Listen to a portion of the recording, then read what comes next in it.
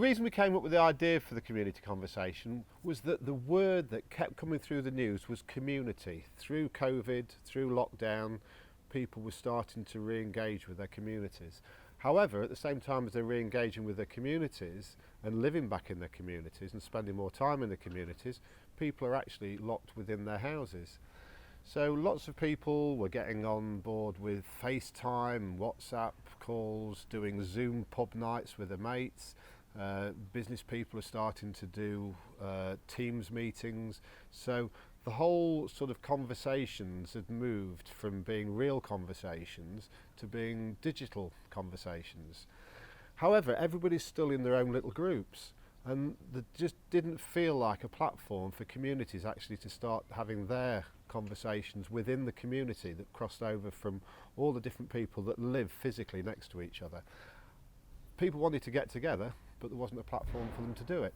So that's really where the idea came to put on the first community conversation.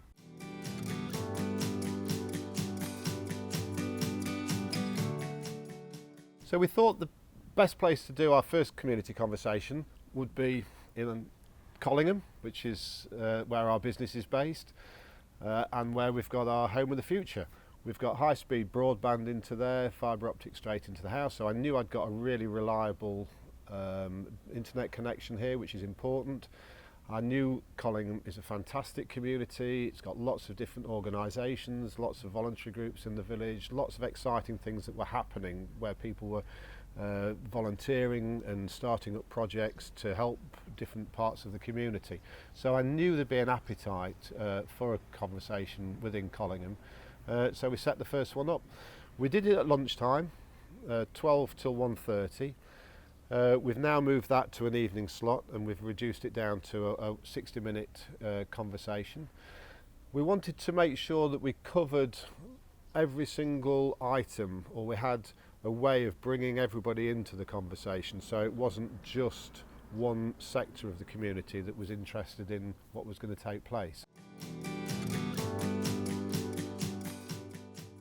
We broke it down into a business section where local businesses can come on and give people updates on how they're adapting their businesses for the new sort of post-COVID world. We broke it down into education, so the school came on, school governor came on to talk about how the school's making plans to bring the students back, but also how individual parents are finding ways to educate their kids, getting the grandparents involved through Zoom meetings to help educate the kids. So education, business, community groups, lots and lots of community groups. So the local council came on and explained to people what the role of the local councils are. We had the football club, the tennis club and all the other sports clubs in the village coming on, giving an update on as to what they do. And then the final section was health and well-being. So basically tried to cover all the different sections that happen within every community, really. Well, the first one we did, we marketed it through the local Facebook sites. I think one very important thing if you set up a community conversation is to make sure that you're adding to the different platforms that are already there in the village or in your community. You're not trying to create anything that's in competition with them. So we weren't going to set up a new Facebook page specifically for the community conversation. There's some very, very active Facebook groups in this community, and there are in most communities. So we basically went out on those and made sure we got permission to post up information about the Collingham Community Conversation on those pages. Worked with the parish council to use their parish website as a notice board so that anything that comes out of the conversation can be posted up on there. So it's about really using the platforms that are already there, and those platforms include all the notice boards around the village. You know, people are still going out for a walk around the village. There's still a lot of people that aren't digitally connected. They are getting more digitally connected. My 86-year-old mother, hasn't had a television for 25 years, and now she joins the community conversation through Zoom.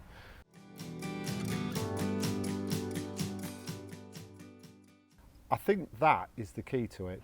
Unless to have a proper community conversation, everybody needs to be included. Take a little journey back in time. So if you take life in the community like Collingham and step back in time 100 years, before everybody had cars, before people travelled really anywhere, people stayed much more within their communities, they worked within their communities, and they used to communicate with everybody within the communities. There was more pubs, there were more little shops, there were more opportunities for people to meet up and talk. Gradually, we all got really techie, and we all got cars, and we all got telephones, and we all started to be able to travel away from our communities and work away from them, and that was the new world that we all lived in.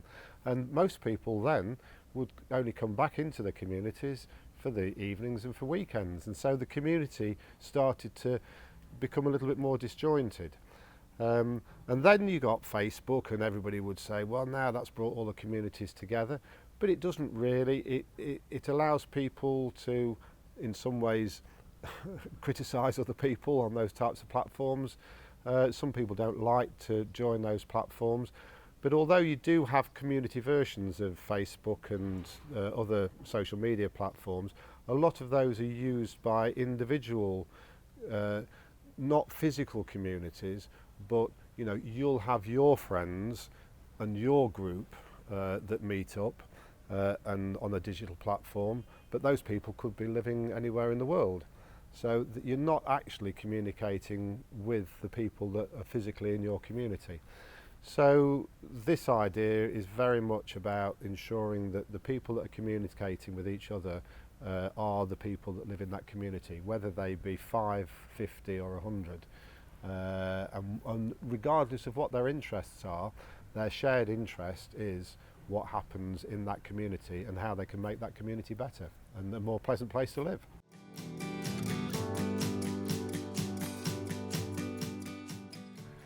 I think the big benefit of it being rolled out nationally is poor old Boris is sat there in Downing Street trying to come up with solutions for us all. COVID has struck, there's all sorts of different situations in different communities, and there's certainly not one fix that's going to fix it all. The solutions have to come from the local community, and every solution will be different. Yes, there will be an overarching set of rules that we all need to start to follow. However, the way we interpret those rules need to be very much interpreted on a community by community basis. And surely if we've got the information and we're educated enough to work out how we can come up with the right solutions, then it should be the responsibility of us all as individuals and within our communities to come up with the best way of dealing with it, which makes our lives more enjoyable because we're not being constrained by rules that weren't really put in place for our community. They were meant more for somebody living in the middle of a city. So I think that's the other important part of this, is that we've got the answers within our community rather than having to sit there and rely on somebody else giving us the answers. So that's, I think, quite an important part of it, really.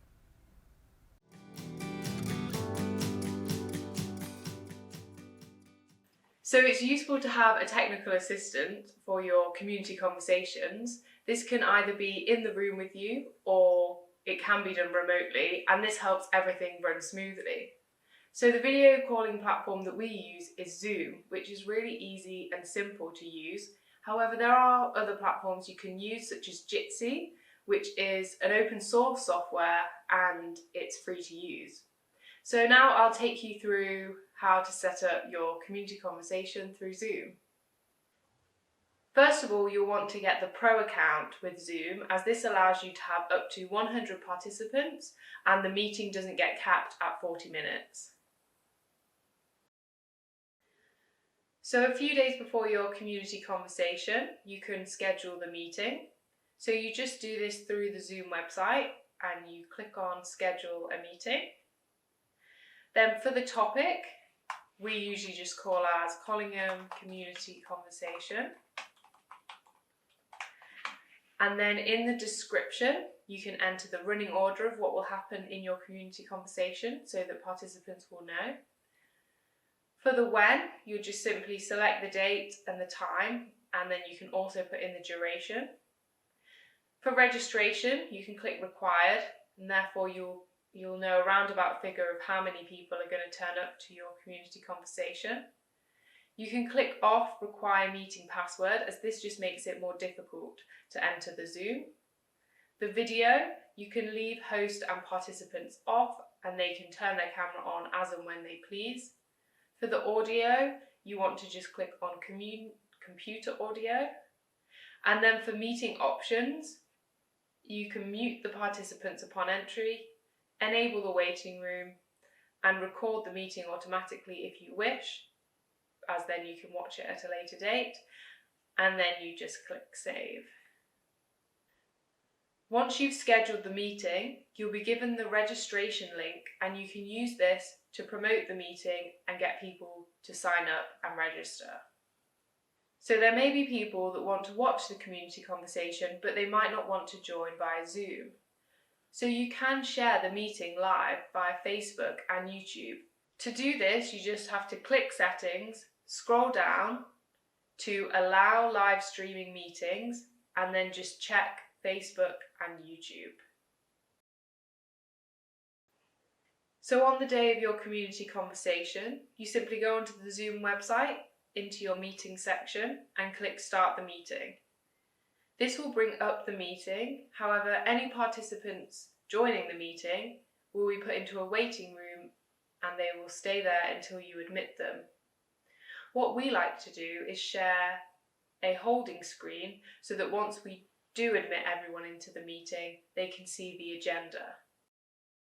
This is a good time to share to Facebook or YouTube, and to do this you simply click the three little dots and you can share on Facebook or YouTube from here. So it's best to have everyone's microphones muted during the community conversation to allow for better sound quality for those speaking. Once someone is ready to speak, you simply just click unmute. Another great feature of Zoom is the chat box. So you simply click chat, and you can either send messages to everyone, or you can choose to send messages to a specific person. This is a great place to share information.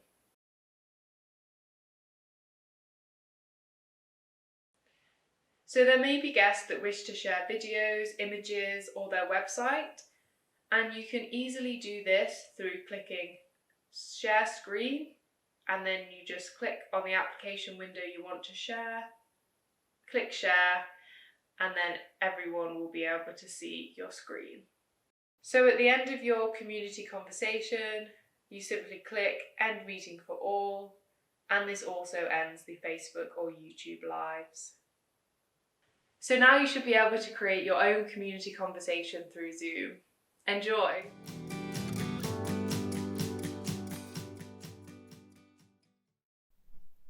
So, just to talk you through the full setup, as if I'm the host of the community conversation, I've got my laptop in front of me here, and I've got that on speaker view, so I can see whoever's talking, they're coming up on my screen. I've also got a secondary screen. This isn't essential, but is really useful. We're using a TV screen here, but you could just have another laptop by the side, and by having this on the gallery view, this means that I can see everybody else who's in the meeting, and that really helps to know whether the next person who's coming on to speak is already in that meeting, and helps me stay organized.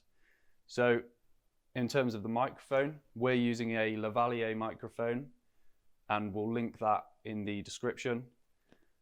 We've got that plugged into the Mac via a splitter. So we've also got a speaker plugged into that splitter, as they both have to have something plugged into them in order for the Mac to detect it and to make the microphone work. Okay, so if you are doing a community conversation, you really don't need a big camera, big lights. You just need to use a bit of natural light, maybe in the kitchen. Be conscious of your background. If there's anything you don't want in shot, just clear the background. Just use it like you're doing a selfie, but bear in mind it's a moving picture, and be conscious not to dip out of frame, and make sure your microphone is clear and concise.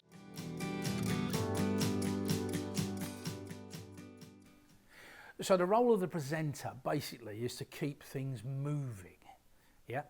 Now there's two ways we can go at this, and that is basically you either go with something that's researched, so you're going to sit down and you're going to find out who's coming on, and you're going to do some background information and everything else. You might want to lead people through a set of designed questions. Equally, you might not. Now, what you've got to remember as a presenter is, this is community conversation. Yeah, people know you, so it's no good going out there and trying to be somebody. I'm here as a presenter, and no, forget that. They know you in the community. Yeah, so it's basically be yourself. What I do when I present is I'm a little bit more spontaneous. I'm actively listening all the time, and I'm finding things of interest that interest me that I know nothing about, and then all of a sudden I'll go, tell me more about that. How can we do that? What do we need to do? Now, if you notice there, I'm actually using open-ended questions. The who, what, when, why, how, yeah? If you run with something that says, you say something like, do you expect that to happen? You're only going to get a yes or a no. That's not good listening, yeah?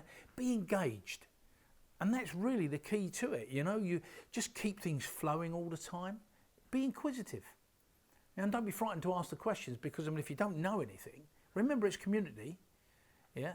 And the community want to know. They might not have an idea of what's going on within in the community itself, with the conversations that you're having. They may come in halfway through and lose the gist of it, but you can always revert back to whatever's going on. So the presenter is really an important role, and whoever takes that role on, make sure you're on it, because that's what you need to be, engaging, yeah? Make sure you're listening, not only with your ears, but with your eyes. You've got gestures that are coming forward, show your interest and everything else. It's the old body language stuff, you're going to go forward, you're interested. Especially with what we're doing today, we're filming. Now, if the camera's only on one person, great, it may be your audience or your participant. But if it's you need to be a little bit animated, I believe, And that way, what's happening is people can see you nodding and smiling, and this face is telling everything. Because when you're on your computer, we're in a medium close-up. It's about there. Yeah, unless you set yourself further back when you go to a medium shot. All right, it's obviously a lot further down, which is the middle of the belly button up above the head. Yeah, so there are certain things that you need to look at there as well. When you're starting to put your community conversation together. But basically, have fun. Try not to be boring. End of. You become boring, people, they'll be boring. They'll go to sleep. So keep them engaged.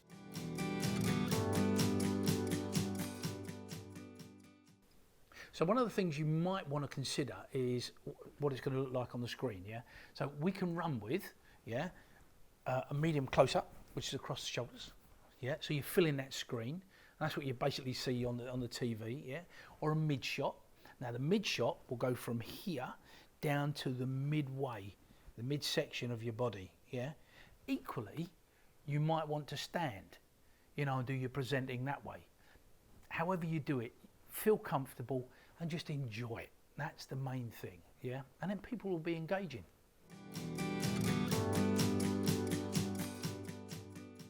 The COVID-19 situation has brought people back together in a way that I don't think we've seen for generations. Whereas prior to lockdown, most people would travel away from their communities, getting stuck in traffic jams, getting crammed into trains, tubes and buses. We've all been forced back into our communities. And you know what? A lot of people are starting to enjoy it. People are, however, at the moment, they're stuck in their homes, and therefore it isn't easy to have a physical conversation like we used to have pre-COVID-19.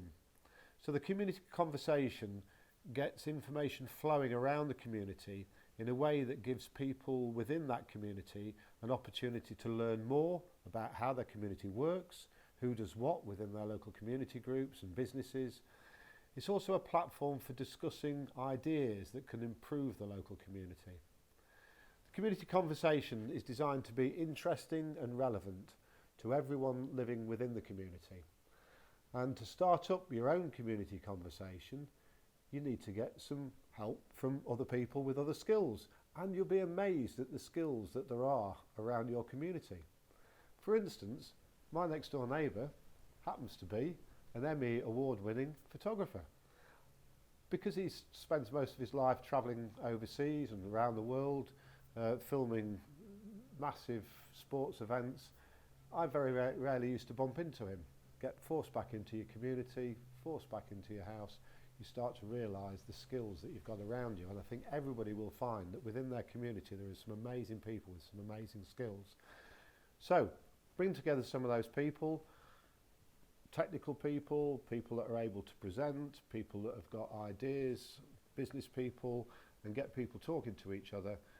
And then that's a great catalyst for getting your community up and going and really powering your community forward.